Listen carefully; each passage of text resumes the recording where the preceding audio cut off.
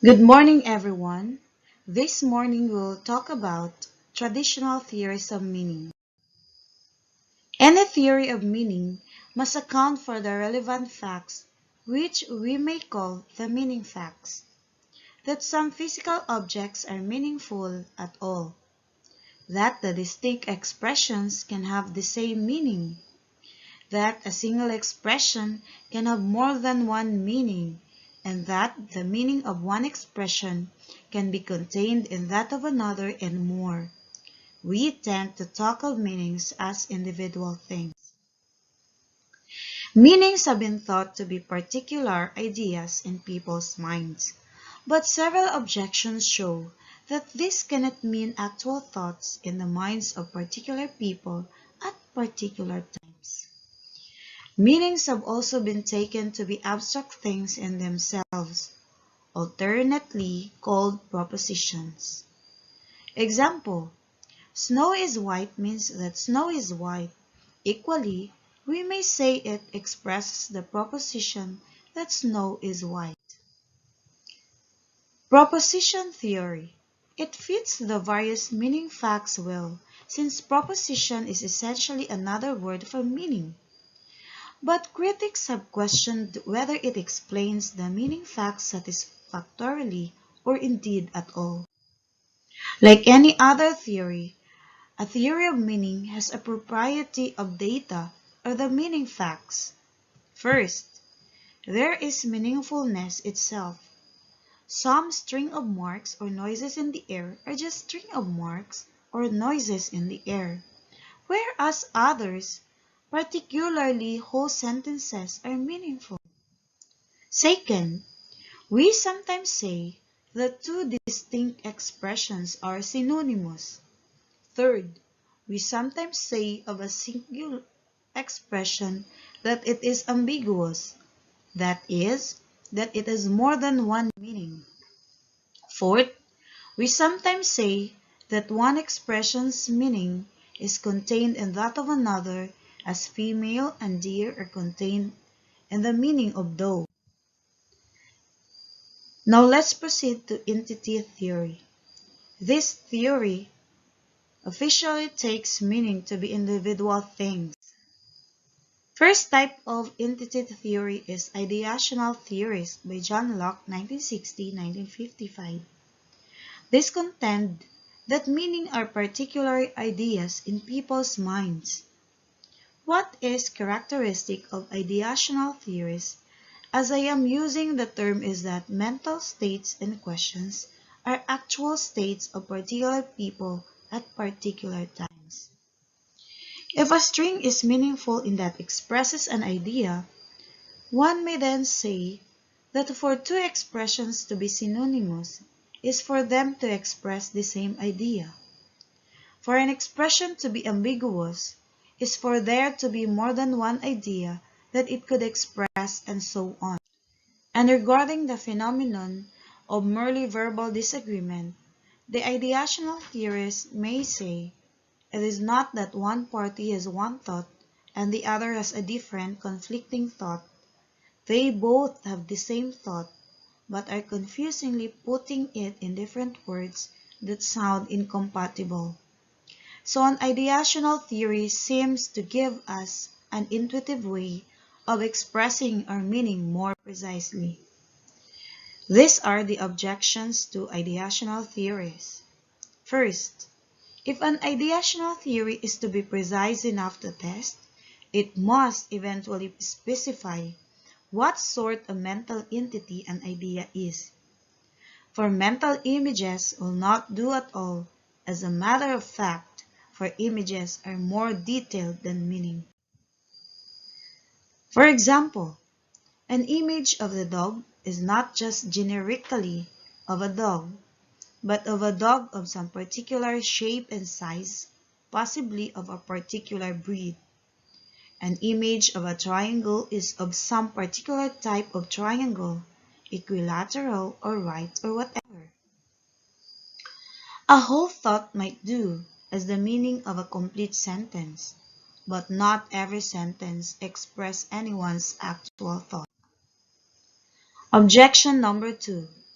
As with the referential theory, there are just too many words that have no particular mental images or contents associated with them, like is, and all. Indeed, if images are what are on offer, there are certainly words that psychologically could not have images associated with them. For example, Kilyagon or non-entity. And even when a word does have an associated image as red does, we do not always call that image to mind in the everyday course of understanding the word as it goes by. Indeed, we may virtually never call it to mind. Objection number 3. Meaning is a public, intersubjective social phenomenon. But ideas, images, and feelings in the mind are not intersubjective in that way. They are subjective, held only in the minds of individual persons, and they differ from one person to person depending on one's total mental state and background. Therefore, meanings are ideas in the mind. Objection number 4. There are meaningful sentences that do not express any actual idea or thought or mental state. Now let's proceed to proposition theory. Its theorists take meanings to be abstract things in themselves. These abstract items are language independent, and unlike ideas, they are also people independent. Ideational theorists think of sentences almost as being pushed out from inside us by the pressure of our thoughts, but propositions are abstract, changeless, and powerless and do not push or pull. Propositions are also objects of mental states. For example, people all over the world may believe that Asian markets are collapsing, doubt that Asian markets are collapsing, hope or fear that Asian markets are collapsing. Propositions are the fundamental bearers of truth and falsity. When a sentence is true or false, it is so only because the proposition it expresses is true or false. One argument for this claim is that sentences change their truth values from time to time and from context to context. Objection number 1. Propositions are said to be abstract entities even though sentences are not being said to express them rather than to name them, as in the referential theory. Considered as entities, these abstract items are somewhat weird. They are not located anywhere in space, and since they could not be created or destroyed, they are also temporarily eternal, or at least everlasting. They existed long before any living being did, even though their contents have to do with highly specific states of human affairs. Objection number 2. Propositions are in a sense unfamiliar and alien to our experience. I hear or see words, and I understand them. But this is hardly or seem hardly a case of my doing something called grasping, that puts me in touch with a supra-empirical, non-spatial, indestructible, eternal object. From Gilbert Harman, the proposition theory does not in fact explain anything. It merely repeats the data in a fancier jargon. Whatever meaning is, it plays a dynamic role in human society. And that's all. Thank you for listening.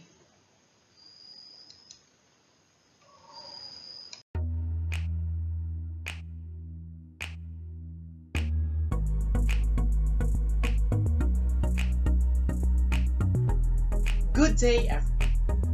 Over the years, people think of how words came into being. People think what makes red to be red. How much is too much? How words like painful and heartaches describe hurting. And how words like love, care, and romance describe the sweetness of the world. Who really decides what a word becomes? Many philosophers have tried to explain how meanings are formed into our utterances. An expert once said, if you want to know what a certain sentence of Urdu means, just ask a native speaker and she will tell you.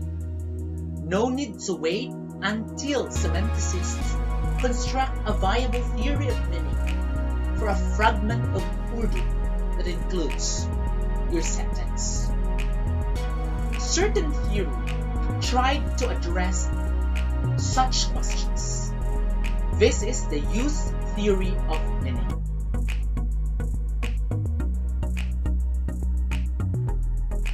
Use theory of meaning posits that the meaning of an expression in an utterance is determined by how competent users use the expression. Competent users are the interlocutors who share common linguistic knowledge. The use theory of meaning in its most radical form connects the meaning of every utterance of a language with its use among speakers of the language.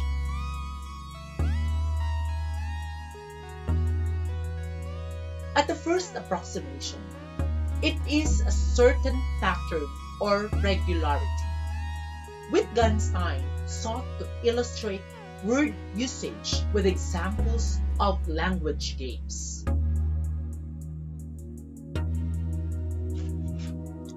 The language is meant to serve for communication between a builder A and builder B.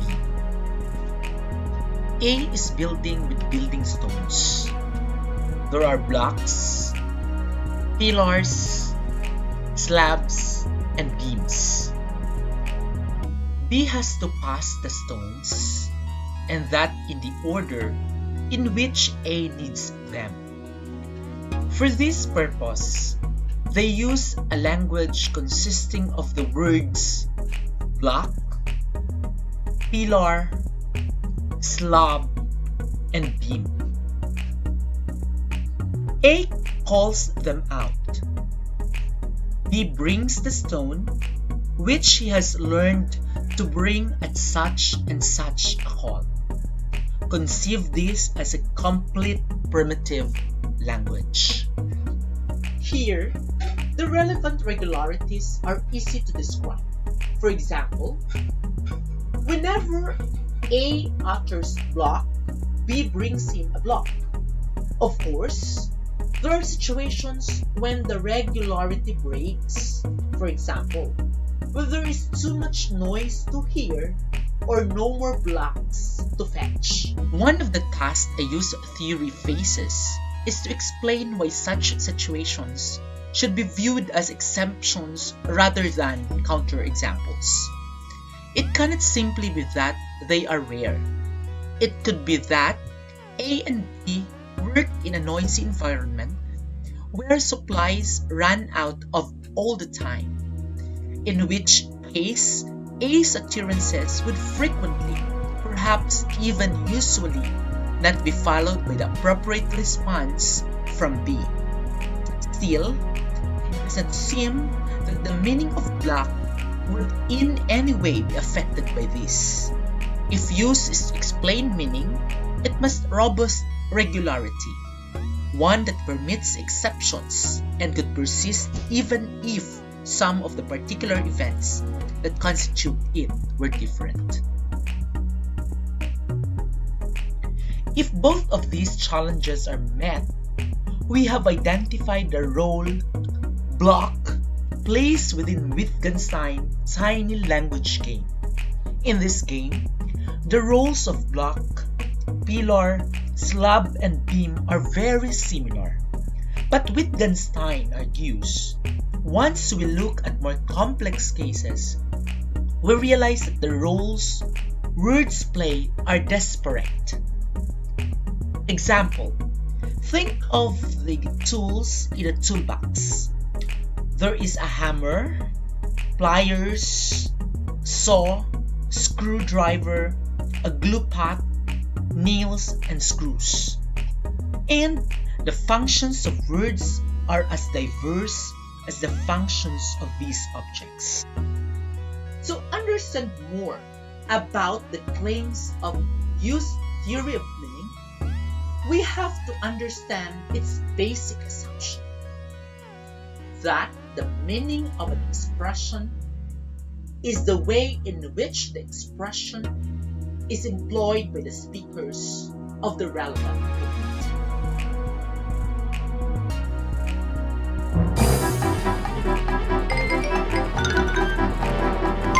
Oh no! What color is it? It's red. Red! Stop! Green! Go! Aha! Oh, it's green. Okay, let's go. Use theory of meaning argues that meanings are not natural properties of expressions, but conferred on them by people. Based on the assumption, it is weak to conclude that linguistic expressions that have no use in the community are considered meaningless.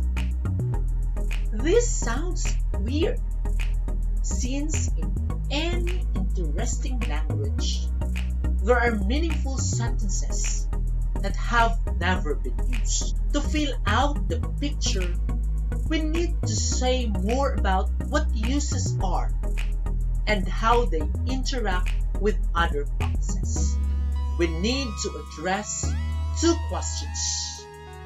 First, what exactly are various linguistic expressions used for? And second, what sorts of roles do they play in language? Next videos, we will consider two influential attempts that aim to address these issues. One, Paul Rice, and the other, David Davis.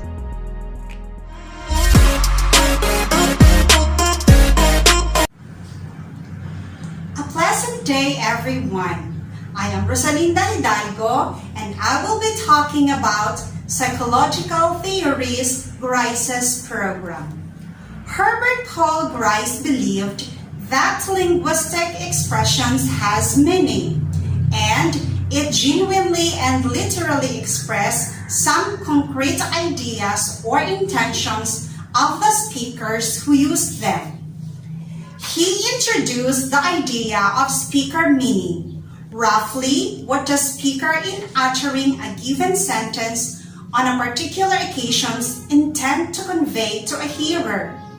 Since speakers do not always mean what their sentences standardly mean in the language, Grice distinguished this speaker meaning from the sentence's own standard meaning. He offered an elaborate analysis of speaker meaning in terms of speakers' intentions, beliefs, and other psychological estates, and refined that analysis in the light of many objections. Grice also offered an analysis of a sentence's standard meaning in terms of speaker meaning. Grice's basic idea is that sentences are types of marks and noises, individual tokens of which are produced by people on particular occasions for a purpose. When you say something, it is usually for the purpose of communicating. You deliver yourself of an opinion or express a desire or an intention, and you mean to produce an effect, to mean something come out of it. Grice's reductive project includes the explication of sentence meaning in psychological terms. It proceeds in two importantly different stages. In the first stage, Grice attempts to reduce sentence meaning to speaker meaning. In the second, he tries to reduce speaker meaning to a complex of psychological states centering on a type of intention. Grice's second stage analysis has a few objections and revisions. Objection number 1. Speaker meaning does not in fact require an actual audience, but Grice's analysis requires not only an audience, but that the speaker has very specific intentions with respect to that audience. And this is implausible, at least for the soliloquy and delirium cases. Grice addresses the audienceless cases. He urges a solution in terms of hypothetical or counterfactual audiences. In effect, a speaker should intend that were anyone present and enjoying normal perceptual and other psychological conditions, that person would form the belief that P. Objection number 2. Even when there is an actual audience, the speaker may mean something, yet not intend to produce belief by means of intention recognition. Here is an example of the former type of case. Conclusion of argument. One offers an argument, perhaps produces a proof of a geometrical theorem. Grice makes essentially two revisions. First, he suggests invoking the concept of activated belief, though some of the audience already believe what the speaker has in mind. Their beliefs may not be fully conscious and psychologically active, or even conscious at all. Grice's second revision is replacing the weaker provision that the audience be intended to believe only that the speaker believes that P. Objection number 3. The speaker shows his intention, but not in a linguistic sense. There is a wider sense of communication that Grice's analysis still seems to capture. Objection number 4. The speaker intends the audience to form a false belief in part on the basis of recognizing the intention. Grice responds by requiring that the audience be intended to believe there to be a mode of correlation between features of the adherence and the intended belief type. The first stage of the Grecian program is the reduction of sentence meaning to speaker meaning. He believed that sentence meaning is grounded in the mental and proposed to explicate in terms of the psychological estates of individual human beings. We can think of this as no less than the reduction of linguistic meaning to psychology. Now we will discuss some objections. Objection number 1. Given a suitably disordered mental state, any speaker might mean anything at all by any string of noises he or she happens to utter. If Grice's analysis of speaker meaning is correct, then all the worse for the first stage of his project, for there will be no formal constraint on what speakers might mean by any sentence they utter, but only statistics about how often speakers do mean this or that. Objection number 2. Most meaningful sentences of a language are never uttered at all. Therefore, no one has ever meant anything by them. Therefore, their meanings can hardly be determined by what speakers normally or typically mean by them. Objection number 3. Even when a sentence is actually uttered, it may be wildly novel, yet instantly understood by its audience. But if it is a novel, then there is no pre-established fact of what speakers normally mean or would normally mean by it. Objection number 4. Sentences are often used with other than their own literal meanings, even neglecting sarcasm and other forms of indirect speech. Figurative usage is very prevalent. If Grice should want to say that a sentence's own meaning is what speakers normally mean in uttering the sentence, he would have to say what normally means independently of the sentence's standard meaning. There are also private codes in which a given sentence is never used with its literal meaning. Grice first concentrates on the narrow notion of sentence meaning for a particular individual, that is, the meaning that the sentence has in that individual's personal, distinctive speech or idiolect. And he restricts his initial target further, distinguishing structured utterances from unstructured ones. A structured utterance has meaningful parts, such as individual words, which contribute to the utterance overall meaning. Unstructured utterance is a single expression of non-verbal gesture or a beckoning motion. Grice brings in the notion of a resultant procedure.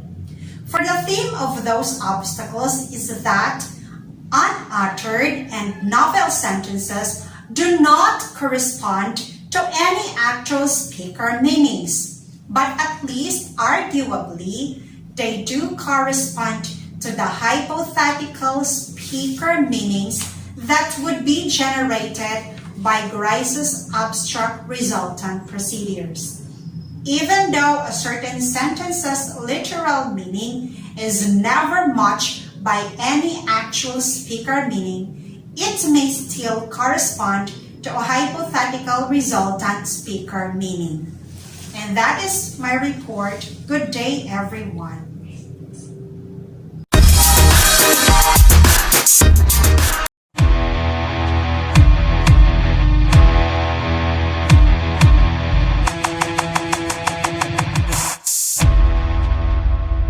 Good day, everyone. I am Abdul Kadir Al-Safi and welcome to our discussion for today. Today, we are going to talk about verification theory. The verification principle is a philosophical attempt to challenge the meaning of certain types of language, such as religious and moral language. Philosophically, we must be able to agree on a consensus for the meaning of words in order to philosophize about them and use them. If we cannot agree on the meaning, then we could not debate or analyze. The verification principle demonstrates a cognitivist approach to meaning. Cognitivists claim that language is supposed to express propositions, statements about the world, and thus can be true or false. This is also true in the religious and ethical language. A cognitivist approach, then, will hold on that for a statement to be meaningful, there must be ways of checking the proposition that is being made. Now, Let us take a look at and analyze the meaning of the following sentences.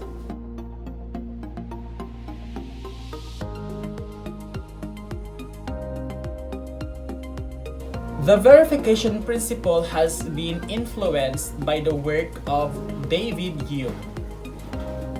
He argues that there are two questions to ask to any statement to decide whether it is possible to prove if the proposition is true or false. The number one, does it contain matters of fact? If so, can relate them to your experience to prove that they are true. The number two is, does it give the relationship between two abstract ideas for or reasoning of a talk? Usually we find this on mathematics or geometry. If the answers for these questions are no, then Hume said we should reject the statement as meaningless, because it will not give us any reliable knowledge about the external world. In addition, the verification principle has been influenced by the work of Wittgenstein. Now, he later changed his mind. However, this early work suggests that the function of language is to picture the word. That means, in language, we make ourselves pictures of facts. That picture is our model of reality. The words we use are linked to the empirical world. If I say, there is a chair in my dining room, then I could picture the chair. The word relates to an object in the real world. Language is for the purpose of creating a picture in our mind of how things are empirical. The Vienna Circle, influenced by the work of Hume and Wittgenstein, were a group of philosophers that met together in Vienna in 1920s. Their purpose was to try and establish a common criteria for meaning. The Vienna Circle adopted an approach that has become known as the logical positivism. They claim that statement has meaning if there is a method available for verifying it, like if it is possible to perform an act that could establish statement as true. What we are concerned here is not actually the truth or falsify of the statement. It is not only true statements that have meaning. What logical positivists claim is that when I say, there is a chair in my dining room, I must be able to go into the dining room and see the chair. It is not possible, then the statement lacks meaning.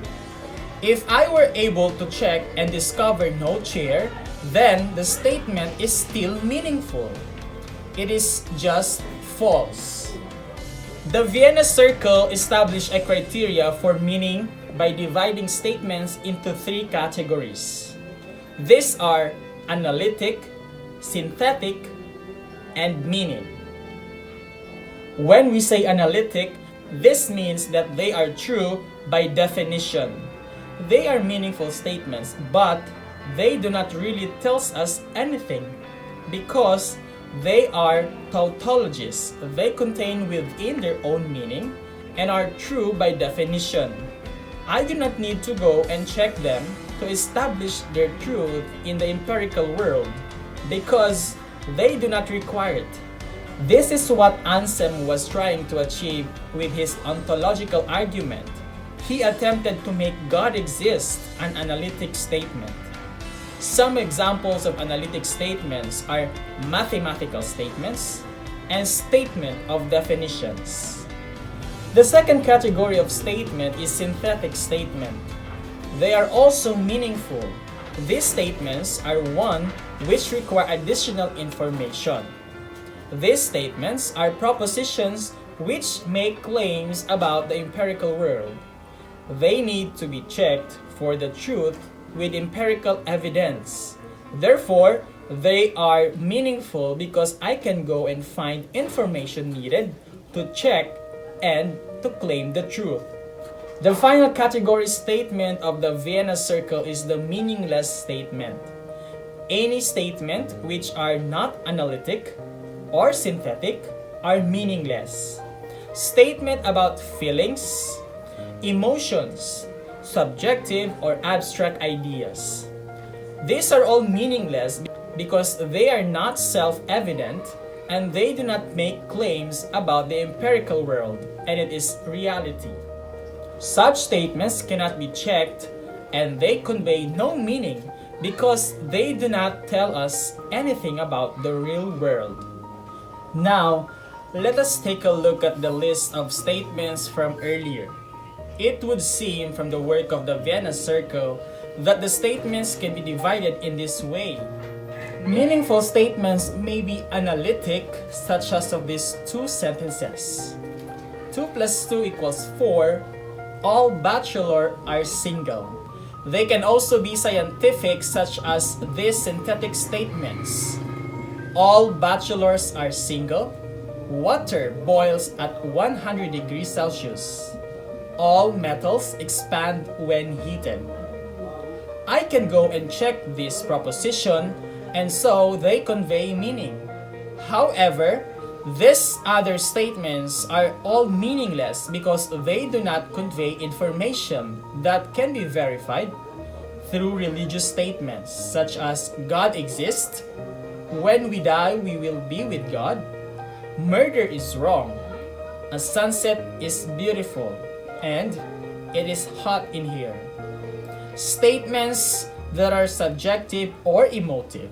However, here we stumble upon a bit of a problem because historical problems statements such as Julius Caesar landed at Deal in 55 BC and in the future it will be possible to time travel are also meaningless because they cannot be verified. Sure, I can go find the history book, but how do I know that the writer is making a verifiable claim? I cannot go back and check claim because I cannot travel back in time and see the happenings there. In addition, future statements pose similar problem because again, I am not in the position to check the truth of the statement. When we look more closely, we can see as well in that meaningful category a few meaningless statements have appeared. I am not in the position to check all metals. I can check some. I can just go also and look at the definition of metal. But actually, this statement may be meaningless because all the time there is the potential for metal to be discovered that does not expand when heated. Here in this world or under some conditions that I have not taken into account. Then the statement is meaningless because it cannot be checked. In addition to the statement about the cat, it is actually a historical statement. If we are careful, we may reduce many scientific statements to meaninglessness.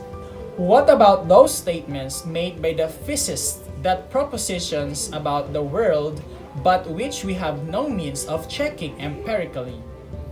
A.J. Ayer visited the Vienna Circle and can be described as a logical positivist. On his book, Language, Truth, and Logic, in order to explore and develop logical positivism further and avoid some of the problems that had risen from the verification principle. Clearly, it is unsatisfactorily for scientific historical statements to be considered meaningless. So, Ayer divided verification into two types, the strong verification and the weak verification. When we say strong verification, proposition can be verified in practice. This means that I could actually go and check the statements in reality. So, the chair is in my dining room is a statement that actually can be checked because we can go, walk into the room and find the chair. If I don't have a dining room or a chair, it will soon be discovered and so this meaningful statement. And the second category of the verification is the weak verification. This type of statement is knowing what need to be done to check it, but maybe we cannot actually do it. If I make historical statements now, we can see what I need to do to check the truth of such claims about what happened in the past. But since I cannot time travel, I cannot do it. I have some evidence that count towards it because I have writing of scholars who have investigated. Therefore, it is meaningful according to weak verification. Now, let us go back to the previous statements and try to analyze it by weak verification.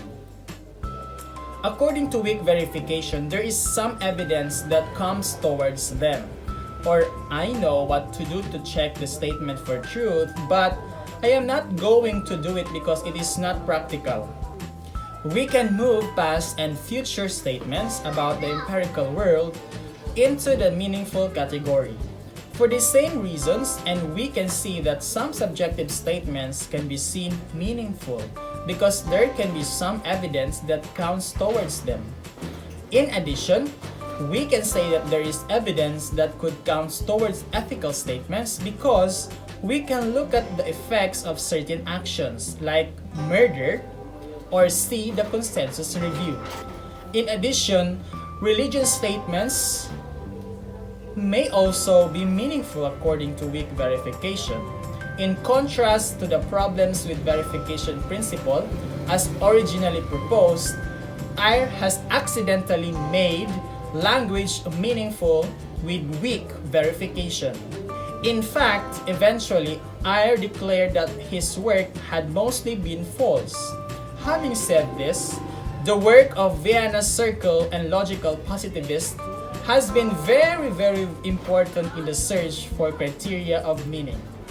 Finally, this theory has shown that meaning may be more than simply the ability to have empirical object that matches with the word what is written or spoken. It enabled other scholars to develop to search further for a criteria of meaning. And that's all about the verification theory of our discussion for today. For further readings, you may visit the comment section below, and please do not forget to click like and subscribe to this channel for more language learning related videos. This has been Teacher Abdul Qadir Al-Sofi, and see you again to our next video lessons.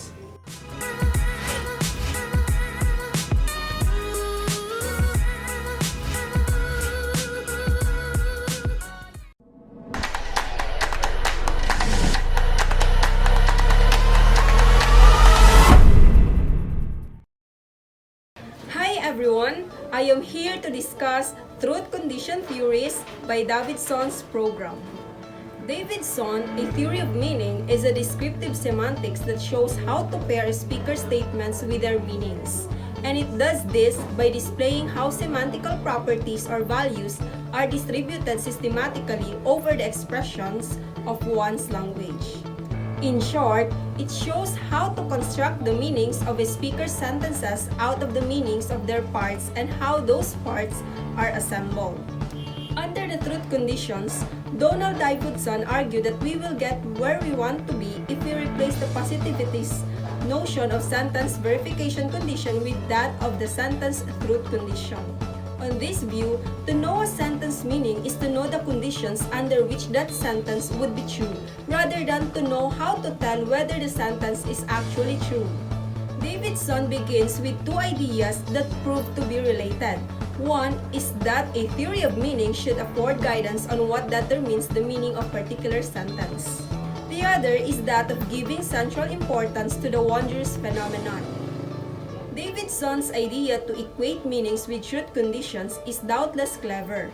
It provides, however, a suitable basis for a theory of meaning only if a number of tricky conditions turn out to be fulfilled.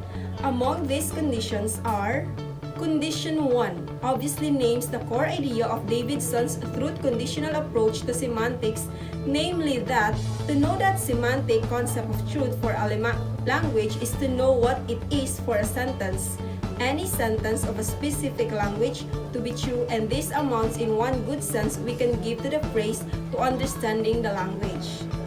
The Davidsonian assumption has, however, prima facie plausibility, since we can judge a sentence truth or falsity only under the condition that we know what the sentence happens to mean.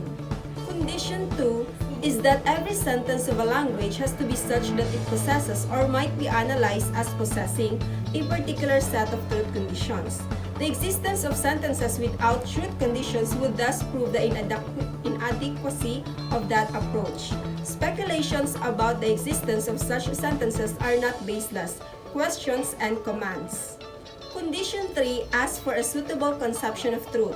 Such a conception is a conception that allows the construal of truth theories which mirror our respective languages' structures. Davidson claims that a suitably modified version of Alfred Tarski's semantic conception of truth is capable to fulfill these conditions. Tarski thus defines the truth predicates in terms of linguistic meaning. Linguistic meaning is, however, always linguistic meaning of a particular language. Davidson's project tried to explain what is involved in giving a theory of meaning for a particular language. For example, in Urdu or English, the intuitive idea of a theory of meaning for a language, L is the idea of a theory that tells you what all of the words and sentences in L mean. While executing his project, Davidson sharpens this intuitive idea considerably. What is involved in explaining the shape of a theory of meaning for a language ought to take? For Davidson, such an explanation must specify two things: the form that the axioms of theorems of the theory should take, and the evidence that should be used for testing the theory. First constraint on the form of a theory of meaning is compositionality. So why should a theory of meaning for a natural language respect the compositionality constraint? Davidson gives two related answers. The answer from finitude, a theory of meaning aims to state what every expression in a language means. In the case of a natural language, we can simply list all the expressions and say what each means. But we can generate theorems that tell us the meaning of every possible sentence in the language. Next is the interpretative answer. Unless we view the sentences of a natural language as built up of a finite stack of smaller parts, it will be impossible to interpret the language. Second constraint on the form of a theory of meaning is convention T. What are the theorems of a theory of meaning going to look like? What is it to give the meaning of a sentence? One obvious possibility is that the theorems should be one of the following forms. S means P, or S means that P, where S is replaced by an expression referring to a sentence and P is replaced by an expression that refers to or states the meaning of the sentence in question. For example, snow is white means that snow is white. Davidson thinks the proposal is instructive because it suggests that nothing is in better position to give the meaning of a sentence than that very sentence itself. We should fill in the gap with something more perspicuous. What other feeling could do the job? According to Davidson, an appealing answer is snow is white is true if snow is white. This sentence is certainly true, but we can reasonably view it as giving the meaning of that sentence, snow is white. According to Davidson, we can, for doing so, fits comfortably with an intuitive idea about meaning. Let's proceed to the truth conditional view of sentence meaning. To understand an indicative sentence is to know the condition under which it is true. Suppose I say, my house is on fire. In order to understand what I have just said, you must know that it is true if the following condition holds: my house is on fire, the object language, the language for which the theory of meaning is being given, and the meta-language, the language in which the theory is being given. Then, when the object language and meta-language are the same, the theorems of the theory are to have the following form. S is true if P where S is replaced by an expression referring to a sentence in the object language and P is replaced by that very sentence. Sentences of this general form are called P sentences. The problem with the proposal as it stands is that it only works for the special case in which the object language and meta-language are the same. We need a more general constraint.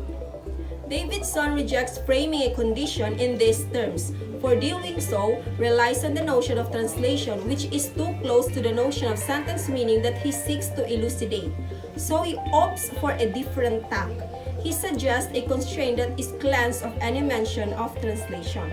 Convention T, or the Davidson's version, the theorems of a theory of meaning for an object language L must take the form S is true if P, where S is replaced by an expression in the meta-language referring to a sentence in the object language, and P is replaced by a sentence in the meta-language that is true if the object language sentence is true.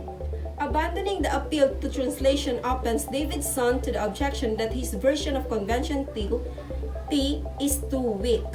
All that his version requires is that the meta-language sentence on the right-hand side of the biconditional be true if the object language sentence referred to on the left-hand side is true. But consider the following two possible theorems proposed as parts of theories of meaning for English and French respectively. Snow is white is true in English if grass is green. In French, La neige est blanche is true if grass is green. Both of these sentences satisfy Davidson's convention T, but surely it would be a mistake to claim that they give the meaning of the relevant object language sentences in any sense, no matter how permissive that phrase. The bottom lines are, Davidson offers several arguments in defense of the truth condition theory. The main argument is that compositionality is needed to account for understanding of long novel sentences' truth condition. Thus, Tarski's style is also modeled in defining truth. English sentences' surface grammar diverges from their logical forms. A theory of grammar and syntactic transformation is needed. In addition, Davidson's theory faces many objections. Perhaps the most damaging is that many perfectly meaningful sentences do not have truth values.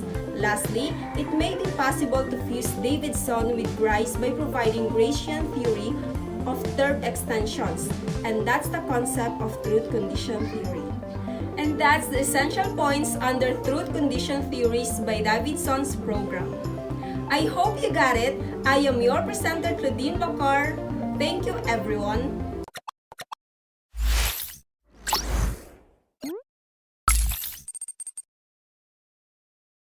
Good morning, everyone. I am Grace Villaraya, and today I'll be talking about truth condition theories, possible worlds, and intentional semantics. As we saw in the previous chapter, the truth condition theory understands meaning as representation, as mirroring or correspondence between sentences and actual or possible states of affairs. But we can take the notion of the hypothetical state of affairs more seriously than Davidson is willing to, and consider possible states of affairs, circumstances, conditions, as Kripke possible worlds in chapter 4. Recall that a possible world other than the actual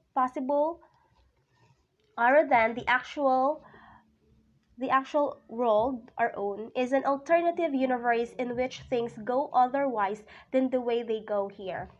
And because worlds differ among themselves in respect of their component facts, of course, the truth of a given sentence depends on which world we are considering. This affords a new version of the idea of a sentence truth condition. The sentence is true in some possible circumstances and not in others. When two sentences of the same truth condition, they will be true in just the same circumstances, in just the same worlds. When they differ in truth condition, that means there will be some worlds in which one is true but the other is false. So they will not be true in just the same worlds. That set of worlds will also be the sentence's meaning. It would follow that synonymous sentences are true in just the same worlds, whereas for any two non-synonymous sentences, there will be at least one world in which one of the sentences is true but the other false. We saw, or it was already presented in chapter 2, that unlike Russell, Frege had rejected thesis J3/K3. A meaningful subject-predicate sentence is meaningful only in virtue of its picking out some individual thing and ascribing some property to that thing, by positing abstract entities that he called senses and arguing that singular term has one of these over and above its putative referent. Frege defended compositionality. According to him, the subject-predicate sentence has a composite sense made up of the individual senses of its parts and is meaningful in virtue of having that composite sense, whether or not its subject even has a referent at all. As sketched so far, Frege's view sounds like a version of the proposition theory. So it is prey to the various objections raised against that theory in chapter 5. But Rudolf Carnap, Richard Montague, and Jaco Hintika developed intentional logic, giving a possible world's interpretation and explication of Frege's senses. Here is the idea. A singular term or predicate is said to have both an extension in the sense introduced in the previous chapter and the Fregean sense or intention. The trick is to construe a term's intention as a function from possible worlds to set of things existing in those worlds that are in the predicate extensions in those worlds. Let's have an example. The intention of fat looks from world to world. In each world picks out the class of fat things there. Fat means not just the actual fat things, but whatever would be fat in other possible circumstances. To put this idea in more human terms, if you know the meaning of fat, you know what various hypothetical things would count as fat as well as just the list of which things actually are fat. The implementation of truth condition in terms of possible worlds saves this sophisticated version of the proposition theory from Harman's objection in chapter 5, for it tells us what a proposition is in terms of we can work with independently. A proposition is a set of worlds. Here's a direct argument for possible worlds version of the truth condition theory given very briefly in Lewis 9 and 70. In order to say what a meaning is, we may first ask what a meaning does and then find something that does that. A meaning for a sentence is something that determines the condition under which the sentence is true or false. It determines the truth value of the sentence in various possible states of affairs, at various times, at various places, for various speakers, and so on. The idea is this: if you understand a certain sentence S and you are shown a possible world at random, we fly you there and dump you down in that world, miraculously making you omniscient as regards its facts. Then right away you know whether S or sentence is true or false.